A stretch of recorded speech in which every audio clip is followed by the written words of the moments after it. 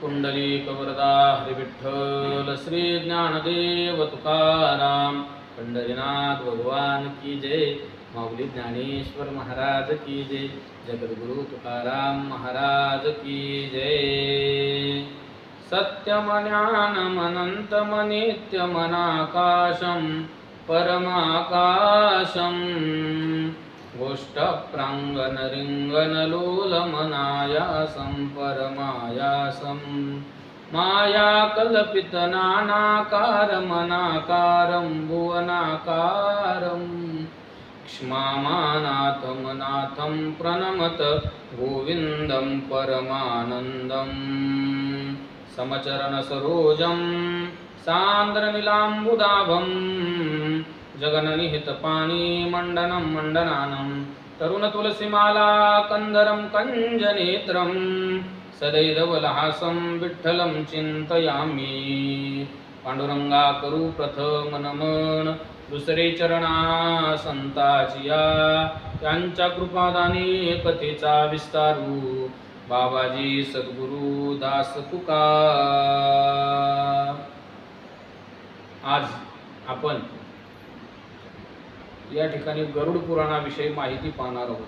पहा, या कलियुगामध्ये जसं आपल्याला भगवंताची गरज आहे, जसं आपल्याला पांडुरंग परमात्म्याची गरज आहे, तसं मानवी जीवन रूपी नवका इहलोकातून परलोकामध्ये जाण्यासाठी आपल्याला देवाबरोबरच शास्त्राची गरज आहे। मग शास्त्रामध्ये कोणकोणते घटक महत्त्वाचे आहेत?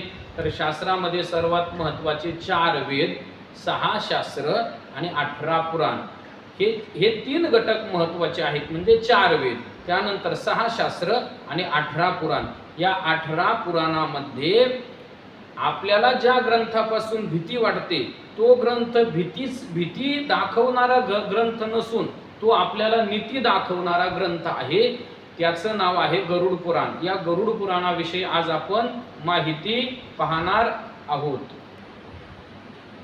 गरुड पुराण हे नाव या पुराणाला कसे पडले? तर त्याचं सर्वात महत्त्वाचं कारण हे आहे की भगवान विष्णूने आणि भगवान गरुडाचा या पुराणामध्ये काय आहे? संवाद आहे।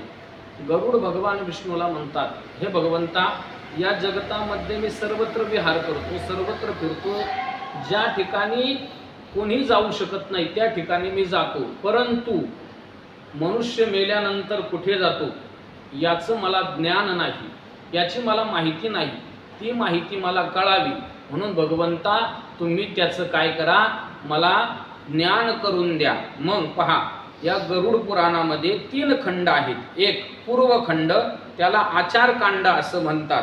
दुसरा उत्तरखंड, त्याला धर्मकांड असं म्हणतात किंवा प्रेतकल्प असं म्हणतात। आणि तिसरा आहे ब्रह्मांड।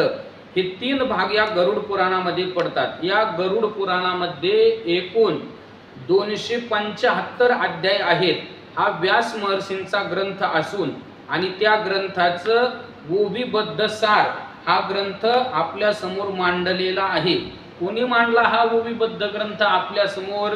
तर माधव विठ्ठल गोडबोले अशा असणाऱ्या महात्म्याने हा ग्रंथ आपल्या समोर ठेवलाय। का बरं ठेवलाय?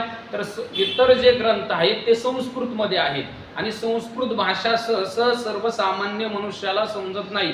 त्यामुळं माधव विठ्ठल गोडबोले या महात्म्याने काय केलेलं आहे, आपल्यासाठी पर्वणी म्हणून हा ग्रंथ कशामध्ये केलेला आहे? ओवीबद्ध केलेला आहे। सहसा हा ग्रंथ आपल्याकडे कोणी मनुष्य गेल्यानंतर किंवा कोणी मनुष्य इहलोकाची यात्रा संपून परलोकामध्ये गेल्यानंतर काय करतात, हा ग्रंथ लावला जातो। पहा, 3ऱ्या दिवसापासून 10व्या दिवसापर्यंत या ग्रंथाचं काय केलं जातं? वाचन केलं जातं, या ग्रंथाचं अनुष्ठान केलं जातं। आणि पहा, सर्वात महत्त्वाची गोष्ट, हा ग्रंथ अनुष्ठान रूपात न करता या ग्रंथाचा अभ्यास हेतूने जर आपण काय केला, अभ्यासला, तर जीवाला त्याच्या मृत्यूनंतर सद्गती प्राप्त होते, अधोगतीला तो जीव जात नाही। अशा या ग्रंथाविषयी आपल्याला समज असावी, या अनुषंगाने काय केलंय, आपण गरुड पुराणाचं या ठिकाणी काय केलेलं आहे, विवेचन करण्यासाठी परावृत्त झालेलो आहोत। पहा, कोणत्याही ग्रंथाला सुरुवात करण्यापूर्वी आपण नमन करतो, बरोबर आहे का नाही? आणि नमनाशिवाय कोणताही ग्रंथ पूर्ण होत नाही. या ठिकाणी पहा, आपल्या या ग्रंथाचे लेखक असणारे माधव विठ्ठल गोडबोले यांनी देखील काय केलेलं आहे? नमन केलेलं आहे. काय नमन केलंय? श्री गणेशाय नमः, श्री सरस्वते नमः, श्री गुरुभ्यो नमः. जय जय सद्गुरु कर्पूर गौरा, अनन्य भक्ताच्या माहेरा, चतुराननादी सुरवरा, स्मरहरा अगम्य तू. या ठिकाणी या ग्रंथाचे असणारे लेखक भगवान गणेशाला म्हणजेच गणपती बाप्पाला काय करतात? नमन करतात. त्यानंतर सरस्वती मातेला काय करतात? नमस्कार करतात. आपल्या गुरुदेव भगवंताला काय करतात? नमस्कार करतात. आणि त्यानंतर जय जय सद्गुरु कर्पूर गौरा. कर्पूर गौरा हे भगवान शिवशंकराचं काय आहे? एक नाव आहे. पहा, ज्याचा रंग कसा आहे? कापरासारखा रंग आहे, त्यांना काय म्हणतात? कर्पूर गौरा. आणि पहा, हे भक्ता करता असणारं विश्रांतीचं काय आहे? स्थान आहे. कोणतं? कर्पूर गौरा म्हणजे भगवान महादेव हे भक्ता करता असणारं विश्रांतीचं स्थान आहे. आणि चतुरनादी सुरवरा म्हणजे पहा, चतुरनादी सुरवरा म्हणजे ब्रह्मदेव यांना माझा काय असो? नमस्कार असो. म्हणजे या उभीमध्ये काय सांगतात लेखक आपल्याला? ते गणपती बाप्पाला नमस्कार करतात, सरस्वती मातेला नमस्कार करतात, आपल्या गुरुजींना, आपल्या गुरुवर्यांना नमस्कार करतात, भगवान शिवशंकराला नमस्कार करतात आणि ब्रह्मदेवाला नमस्कार करतात. भक्तवत्सला भक्तपाळका, नमन माझे गणनायका, आदित्या आणि कंसातका, देवी अंबिका नमस्करू. गुरुजीला वंदन करून झाल्यानंतर, सरस्वती मातेला वंदन करून झाल्यानंतर, गुरुला वंदन करून झाल्यानंतर या ठिकाणी काय करतात? या ग्रंथाचे लेखक कोणाला नमस्कार करतात? तर गणपती बाप्पाला नमस्कार करतात. भक्तवत्सल भक्तपाळका, नमन माझे गणनायका, गणपती बाप्पाला काय करतात? नमस्कार करतात. त्यानंतर आदित्या आणि कंसातका. आदित्या म्हणजे भगवान सूर्यदेवाला काय करतात? सूर्यदेवाला नमस्कार करतात. त्यानंतर कंसातका. कंसातका म्हणजे कंसाचा ज्याने अंत केलेला आहे, कंसाला ज्याने मारलेला आहे, अशा भगवान शिवशंकराला काय, भगवान श्रीकृष्णाला काय करतात? नमस्कार करतात. त्यानंतर पुढे देवी अंबिका नमस्करू, भगवती मातेला देखील काय करतात? या ठिकाणी या ग्रंथाचे लेखक काय? मृतिका लक्ष्मी म्हणजे अक्षर समूहाची जी काय आहे? ब्रह्मकुमारी लागोनी म्हणजे अक्षर समूहाची जी मालकीन आहे, अशा सरस्वती मातेला मी काय करतो? अंतकरणामध्ये मी काय करतो? तिला स्थान देतो. सकळ देवासह शिवासी, पुन्हा नमस्कारोनी अज्ञेसी, म्हणून या प्रेतकल्पाशी प्राकृताशी आरंभितो. सगळ्या देवांना मी काय करतो? नमस्कार करतो. पुन्हा भगवान शिवशंकराला काय करतो? नमस्कार करतो.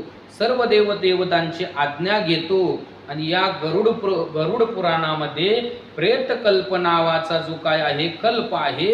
या गरुड पुराणात त्या प्रेतकल्पावर मी बोलता झालो. म्हणजे प्राकृत नाम मराठीमध्ये मी काय करतो? त्याचं विवेचन करतो. नैमिषारण्य सूतमुनी पुराण सांगे अनुदिनी, तो कोणी एके दिनी व्यासासनी बैसला. नैमिष नावाचा अरण्य आहे आणि त्या अरण्यामध्ये काय करतात? तर त्या अरण्यामध्ये ऋषी मुनी काय करतात? एकमेकाला काय सांगतात? पुराण सांगण्याचं काम करतात. आणि पुराण सांगत असताना व्यास आसनी म्हणजे, व्यास आसनी या शब्दाचा अर्थ होतो व्यासपीठावर सूत महाराज बसलेले आहेत आणि शौनकादी ऋषी त्यांना काय करतात? प्रश्न करत आहेत. म्हणजे पहा, त्या ठिकाणी काय झालेलं आहे? तर हे पुराण सांगत असताना, वेगवेगळ्या ग्रंथाची चर्चा करत असताना नैमिषारण्यामध्ये काय झालेलं आहे? सर्व ऋषी एका ठिकाणी बसलेले आहेत आणि बसल्यानंतर एकमेकाला प्रश्न विचारते झाले. पुंडलिका वरदेव हरी विठ्ठल श्री ज्ञानदेव तुकाराम पंढरीनाथ भगवान की जय. माऊली ज्ञानेश्वर महाराज की जय. जगद्गुरु तुकाराम महाराज की जय. शांती ब्रह्म एकनाथ महाराज की जय. आपण दररोज या गरुड पुराणाच्या 5 मूव्याचं चिंतन या ठिकाणी काय करणार आहोत? मांडणार आहोत.